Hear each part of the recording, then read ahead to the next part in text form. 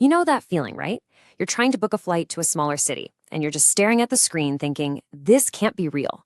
The prices are insane, or even worse, the flights just don't exist. It's a super common frustration, but it's more than just an inconvenience. It's actually a really complex economic puzzle. So let's get into it and figure out what is really going on here. So yeah, this is the big question. Why does it feel like the airline industry has just forgotten about huge parts of the country? I promise you, it's not because they don't know these towns exist. The answer is buried in the basic economics of flying. Economics that force airlines to make some very specific, and for a lot of us, very frustrating choices. I like to call this the economics of emptiness.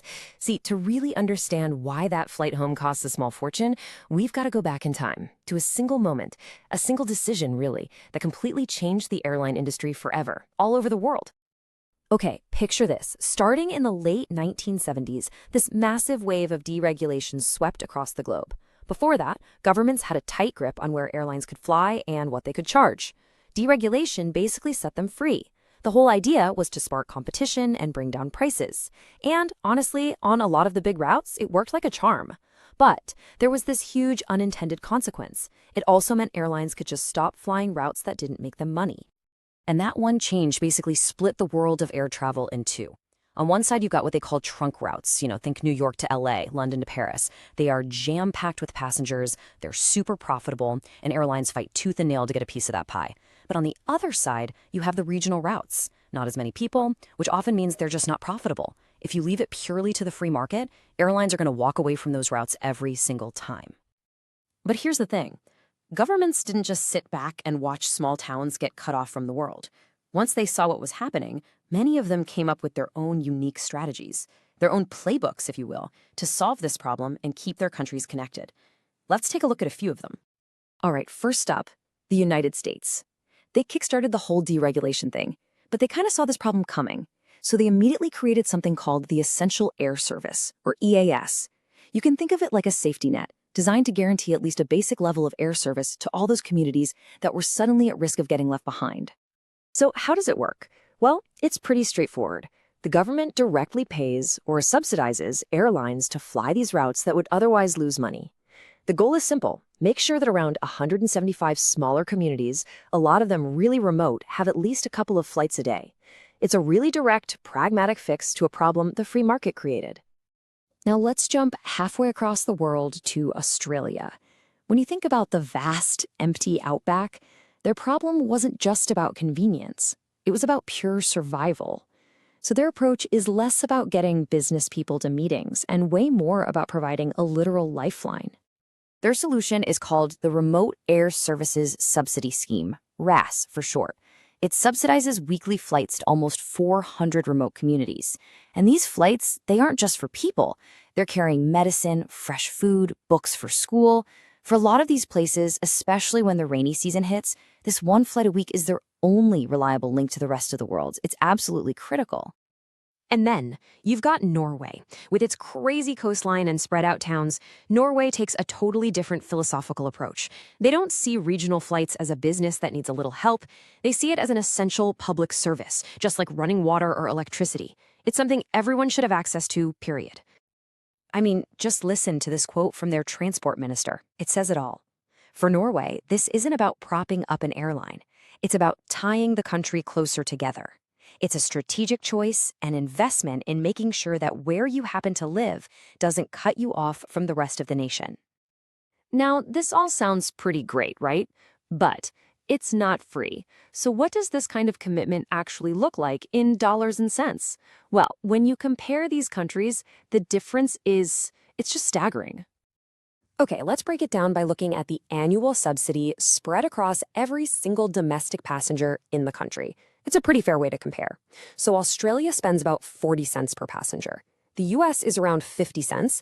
Canada, with its huge northern territories, is a bit more at 90 cents. All pretty modest numbers, right? But what about Norway? $17.90. No, that is not a typo. For every single person who takes a domestic flight in Norway, the government is spending almost $18 to maintain their regional network.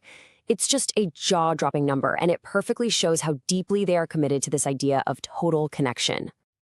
So, with that global picture in mind, let's turn to our main case study, Brazil. It is a massive country with huge inequalities between regions, which makes it the perfect place to see what happens when you get this policy wrong. And what's so wild is that Brazil used to have a plan for this. From the mid-70s all the way to 2000, they had a program called SITAR that did exactly this. It supported regional flights. But then, they just scrapped it. They made a bet that the free market all on its own would solve the problem. That created a total policy vacuum. So what happens when you just let the market run completely free in a country that vast? This happens. The market didn't magically expand, it actually shrank. After they liberalized, the number of airports in Brazil that had any regular commercial flights dropped by 22%. Just gone. Entire communities were basically wiped off the aviation map. And with no reason to serve those smaller towns, the entire industry just consolidated. The market shriveled from having a few healthy competitors to basically a duopoly. Just two big airlines calling all the shots. And you know what that means? Less choice and higher prices for everybody, even on the busy routes. But the biggest cost, the real core of Brazil's dilemma, is the missed opportunity. There's something called the economic multiplier effect, and for aviation, it is enormous. Just look at these numbers for Brazil. For every single job created directly by an airline, about 24 other jobs pop up in things like tourism, hotels, logistics, local businesses, you name it. By not investing in regional flights, Brazil is basically leaving this powerful engine for economic growth just sitting on the tarmac, going nowhere. So what's the answer here? Is there a path forward? Absolutely. The experiences of the US, Australia, and especially Norway aren't just interesting stories. They actually give us a really clear blueprint for what works. They show us a framework for how to do this right. You know, when you look at all the successful programs, they all share a few key ingredients. They think of the whole network as one system. They have super clear, transparent rules. They make airlines bid against each other to keep the costs down. They use short contracts so no one gets too comfortable. And this is crucial. They actively work to stop one airline from becoming a monopoly in the regions. It's basically a toolkit for smart government action. And this really gets to the most important takeaway from all of this. We have to change how we talk about this. This isn't about giving handouts to airlines. It is a strategic public investment. It's an investment in national unity, in social access, and in unlocking huge economic potential. Which really leaves us with one final question to think about. When you look at all the benefits, the economic growth, the social cohesion, is connecting a country really a cost that we should try to minimize? Or is it one of the single most powerful investments a nation can make in its own future?